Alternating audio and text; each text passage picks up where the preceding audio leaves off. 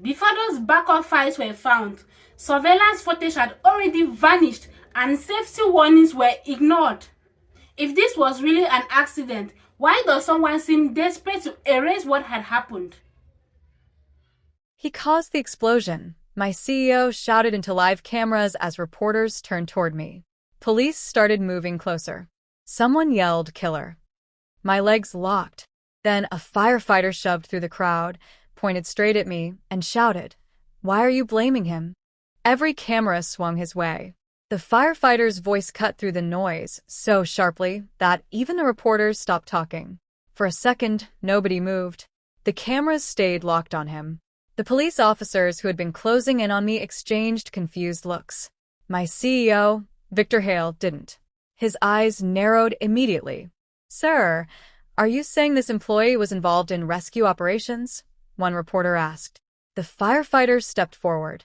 His helmet was blackened with soot. His uniform looked like it had been through a war. "I'm saying he saved lives," he replied, "including members of my team."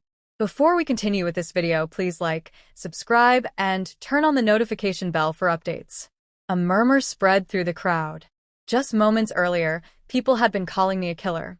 Now, they weren't sure what to think. Victor recovered quickly. He always did. "Acts of bravery after an accident don't change what caused it," he said smoothly. "The investigation will determine responsibility." The reporters immediately turned back toward him.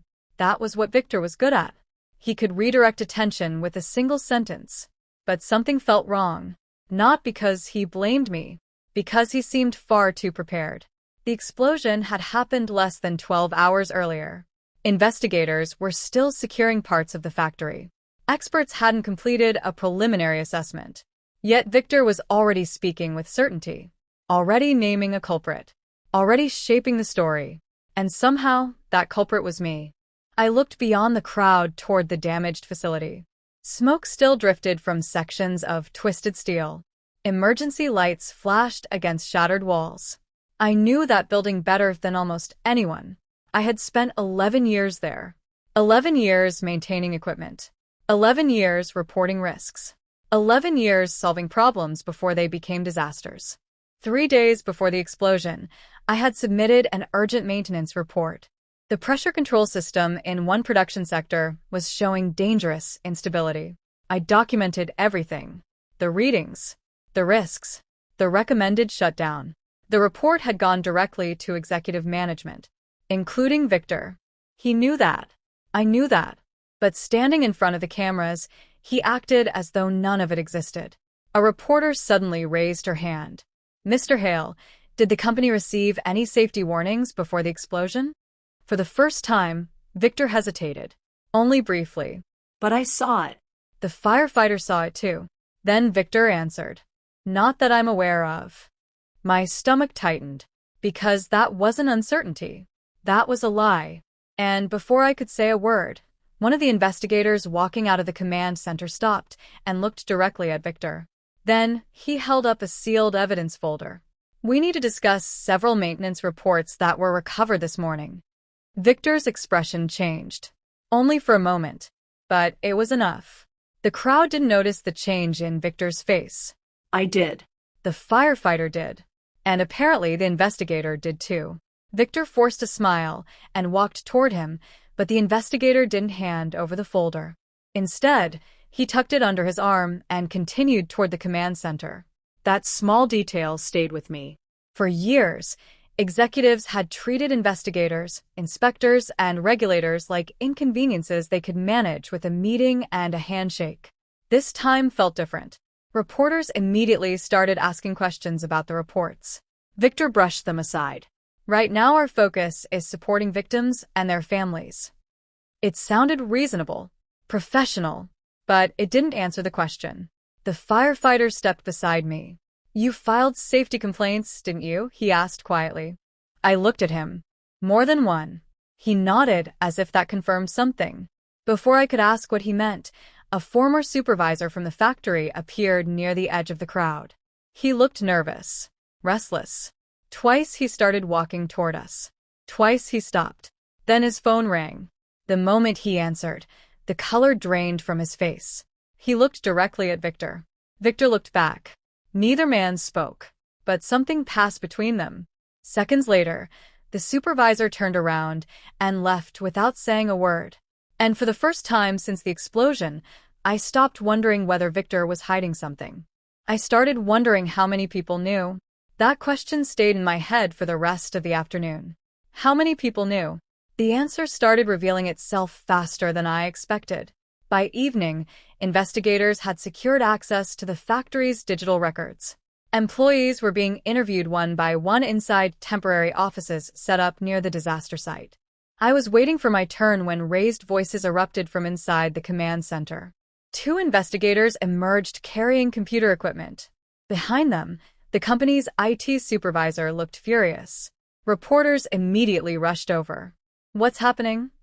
Was data lost in the explosion? The supervisor hesitated before answering. Then she said something that changed the entire atmosphere. Some surveillance footage is missing. The crowd went silent. Not damaged. Not corrupted. Missing. Victor appeared moments later. His response came almost instantly. The blast destroyed part of the server system. We're still assessing the damage. For a few minutes, that explanation seemed to calm everyone. Then the IT supervisor spoke again. That's not what I said. Every camera turned toward her. She swallowed hard.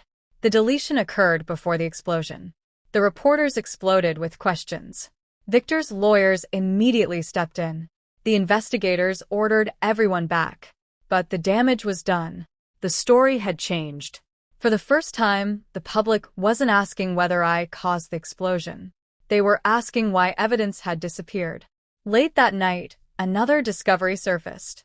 My safety reports. Not one report. Not two. 5 separate warnings submitted over 3 months. Each one documented increasing pressure instability. Each one recommended immediate corrective action. And every report carried proof that executive management had received it, including Victor Hale. The next morning, news channels that had called me responsible were suddenly running a different headline. What did the CEO know before the explosion? Then investigators announced they had located an off-site backup server, one that automatically stored surveillance recordings beyond the factory grounds. If the files survived, the missing hours might still exist. And judging by the look on Victor's face when he heard that announcement, he knew exactly what those recordings might show. The announcement spread through the city within hours. Everyone wanted to see the footage. Families of injured workers wanted answers. Employees wanted the truth. Reporters wanted a headline. And Victor Hale wanted time. The review is scheduled for the following afternoon inside a municipal conference hall large enough to hold investigators, media crews, company representatives, and dozens of workers from the factory. By the time I arrived, every seat was occupied. The tension in the room felt heavier than the smoke that had hung over the factory. Victor sat between his attorneys. Calm. Controlled. Confident. At least on the surface. The first recordings began playing. Immediately, my stomach dropped. There I was, walking through the production sector, checking equipment, entering the control room, leaving, returning. The footage showed exactly what critics had been claiming. Several reporters exchanged knowing looks. I could almost see the headlines forming again. For several painful minutes, Victor's version of events seemed stronger than ever. Then the investigators loaded the recovered backup files. A different camera angle appeared. The timestamp was hours before the explosion. The room became silent. Victor appeared on screen. Not alone. 2 senior executives walked beside him. They entered the control room. Documents were placed on a desk.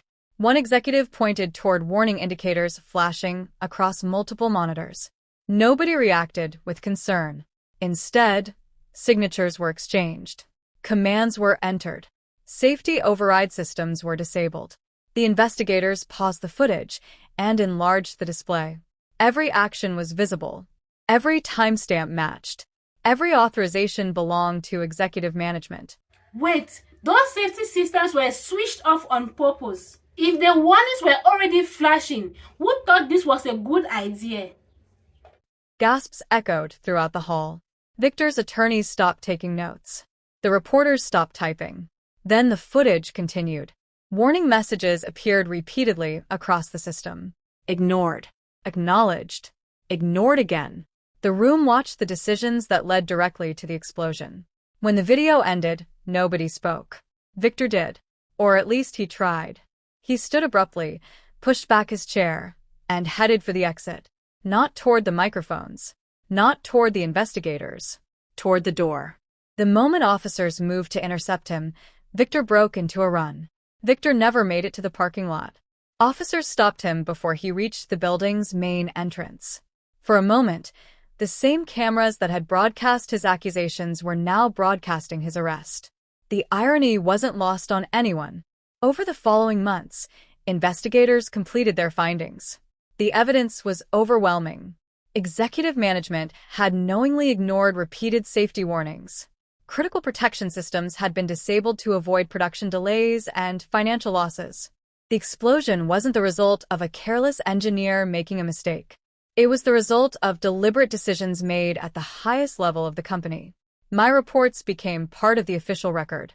The timestamps, the recommendations, the acknowledgments. Everything I had tried to do was finally visible. News organizations issued corrections. Some offered public apologies. Others quietly changed their coverage. Either way, the truth had replaced the lie. For me, the hardest part wasn't watching Victor fall. It was realizing how close he came to succeeding. A few missing files. A few different headlines. A few more hours. And I might have carried the blame forever. Months later, I attended a ceremony honoring emergency responders and civilians who acted during the disaster. That's where I saw the firefighter again. The same man who stepped through that crowd when everyone else believed I was guilty. When my name was called, the room stood and applauded.